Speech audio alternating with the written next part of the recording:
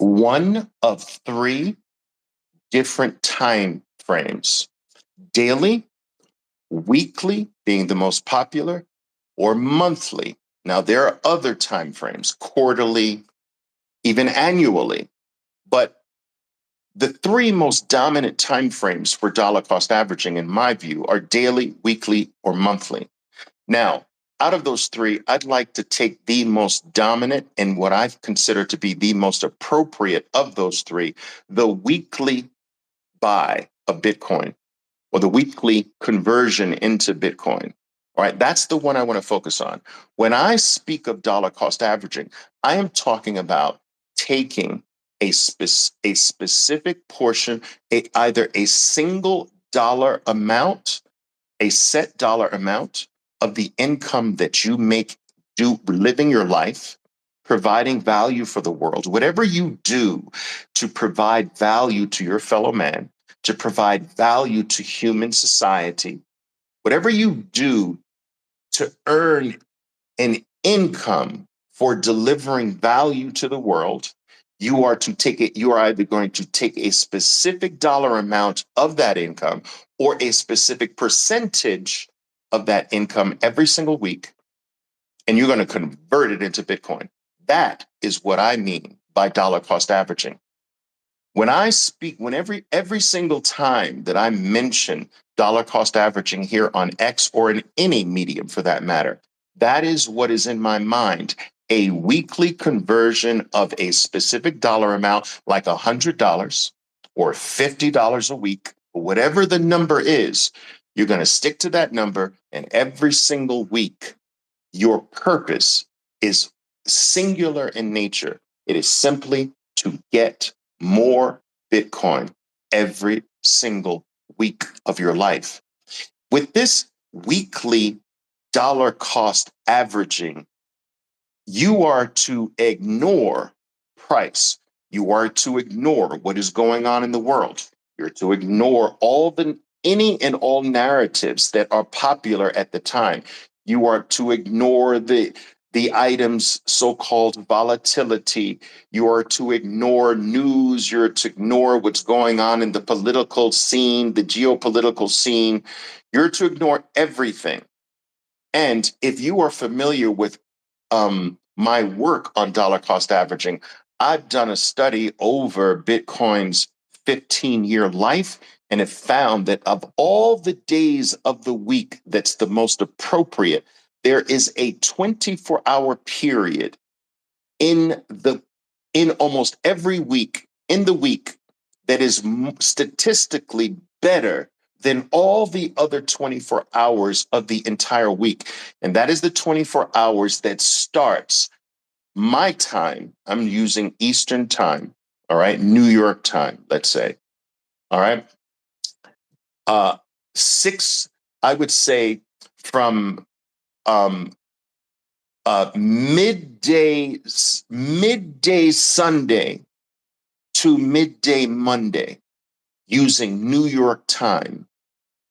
Now, I've done studies on this, and while it is not perfect, anyone who has been following this weekly dollar cost averaging using that 24-hour period, Sunday afternoon to Monday afternoon, they have statistically come out with more Bitcoin than if they did a Tuesday, if they did a Thursday, a Wednesday, a Saturday, a Friday, or what have you.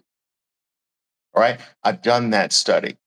All right. And if anyone has been following that, they can attest to the fact that it's pretty damn good. All right. So that is what dollar cost averaging is. Now, I have a group of Bitcoiners that are they're members of my private Bitcoin club. We go into more sophisticated forms of dollar cost averaging. I have an institutional style or approach to dollar cost averaging that is even designed to get more. I don't want to go into the more sophisticated or the juiced up form of dollar cost averaging, or what I call dollar cost averaging on steroids. I don't want to go into that. This is not the forum for that, but I do want you to understand that there are even more sophisticated forms of this dollar cost averaging approach. But for the purposes of our talk, I want you to understand that is what I mean by dollar cost averaging. Picking a specific day or a specific 24-hour period every single week, keeping that time the same and keeping the amount the same. So if it's $50, it doesn't matter what's going on. It doesn't matter where the price is. You're putting $50 in every single week of your life during that 24-hour period or during the day that you've chosen. All right, that's dollar cost averaging. Now, the second style is lump sum. Now, when lump sum investing, usually comes into play when a person has a certain amount of capital that they intend on deploying into Bitcoin. And let's say that certain amount is $10,000. All right, let's keep the number simple. It could be 1,000, it could be 10,000, it could be 100,000, it could be a million, it doesn't matter. But you have a lump sum. Now, what's better with the lump sum? Is it better to just keep the lump sum on the side and just ease in with a dollar cost averaging approach until you deploy the entire 10,000? Or is it better to just take the 10,000 and dump it into Bitcoin all at once, at one point, one day, one moment, and you're in? All right. That's typically when lump sum becomes a topic, when someone has more than their weekly amount available and they want this amount to be in Bitcoin. But how do they get the lump in? Do they break it up into 4 parts and do one part every month? Do they ease it in over a 4-month period? Or do they just dump it all in? Okay. Well, that's what lump sum is. Lump sum comes into play when you all of a sudden come into a decent amount, a lump sum that's way over and beyond what you're doing on a weekly basis. How do you deploy that? That's lump sum. All right.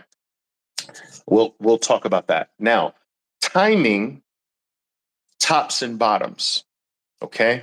This approach is where a trader is trying to get more Bitcoin by buying the into the 4-year cycle at the bottom, selling Bitcoin, either a portion of it or all of it near the top, waiting for the next cycle to occur, drop, have its bear market, take that amount, go in near the bottom again. Bitcoin rises during its secondary 4 cycle. They sell a portion or all of it near the top and repeat, repeat, repeat. All right. That's the timing approach to getting more and more Bitcoin or more and more wealth.